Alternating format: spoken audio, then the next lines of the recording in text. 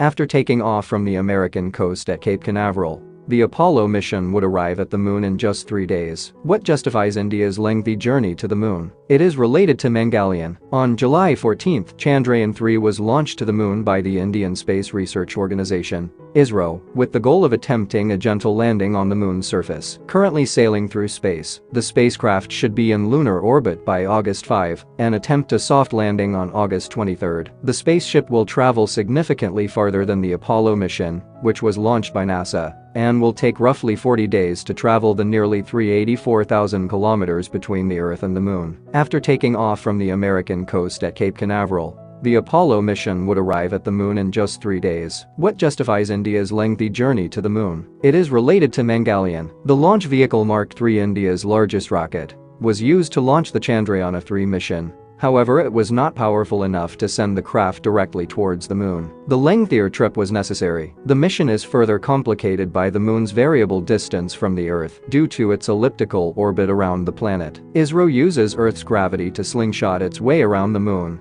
to make up for the lack of a powerful rocket, just as it did to drive the Mars orbiter mission, MOM, also known as Mangalyaan, towards Mars. Chandrayaan-3 steadily raises its orbits and synchronizes with the moon's orbit by performing a series of Earth-bound maneuvers and lunar orbit insertion burns in order to progressively boost the spacecraft's energy and modify its trajectory. These missions used a technique known as a series of bi-elliptic transfers, which entailed numerous engine fires. In comparison to the direct route utilized by the Apollo missions, this strategy allows for more fuel-efficient and economical missions, but it also requires more time. The slingshot is intended to make sure that the spacecraft harnesses Earth's gravity to enhance its velocity as it travels towards the moon, a top official at ISRO told IndiaToday.in. It's a complicated dynamic involving physics and astronomy. Compared to Apollo missions, it is less expensive and uses less fuel. But the burns that boost the orbits do use a large quantity of fuel. In 2019, Chandrayaan-2 took around 48 days to reach the moon. The mission crew made sure to use this extra time to perfect the spacecraft's trajectory and perform precise orbital maneuvers that would allow it to enter the proper lunar orbit. The objective of Chandrayaan-3's mission is to research the lunar environment, including its geology, history, and resource potential through scientific experiments. Ritu Karital, affectionately known as the Rocket Woman of India, is in charge of the mission,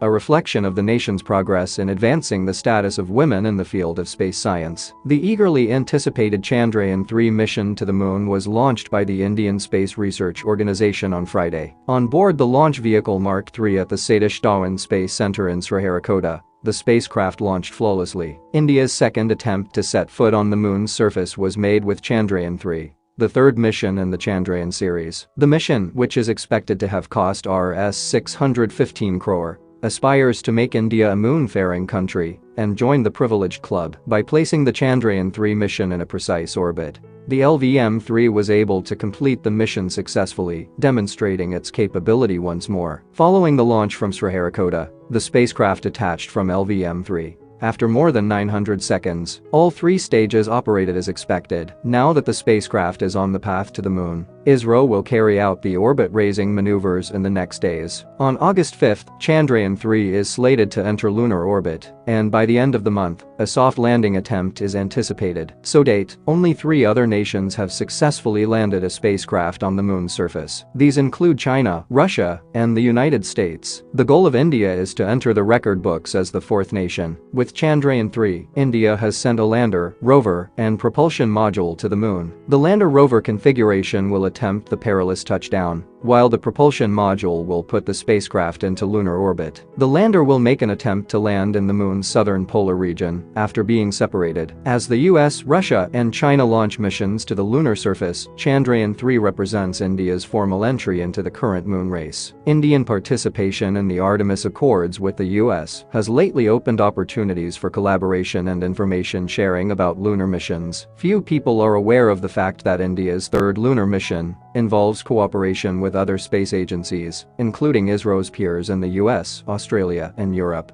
Everyone is aware that communication is a crucial component of any long space journey. The European Space Agency, ESA, speaking on the Chandrayaan-3 launch on its homepage, stated that the ground stations on Earth keep operators safely connected to spacecraft, as they travel into the unknowns and perils of space, according to PTI. It was stated that it is impossible to obtain any data from a spacecraft without the assistance of a ground station, because it is crucial to know its location, condition, and whether it is still functional. According to the PTI article, the ESA stated that ISRO would instead receive help from partner organization stations, like many other space agencies and for-profit businesses throughout the world. This not only substantially lowers costs, but also encourages international cooperation in spaceflight. For those who are unaware, Chandrayaan-3 will be tracked via the ESA's 15-meter antenna in Kourou, French Guiana, in order to verify that the spacecraft is healthy and has withstood the stresses of launch. According to the report, ESA will also coordinate tracking assistance from the 32-meter antenna, run by Goonhilly Earth Station Limited, in the UK. Goonhilly will support the lander scientifically throughout the whole phase of lunar surface operations, assisting in ensuring that the science data collected by the rover is safely delivered to ISRO in India. Actually, Kourou and Goonhilly will first get the data before sending it on to ESOC. The information will be forwarded to ISRO for analysis from ESOC to ensure that the spacecraft's operators never lose sight of their groundbreaking moon craft. The two European stations will supplement help from NASA's Deep Space Network and ISRO's own stations, according to PTI. When Chandrayaan-3 sent signals to the Canberra Deep Space Communications Complex, a component of NASA's Deep Space Network, at 3:31 p.m., it tweeted, "Good hear from you number Chandrayaan-3.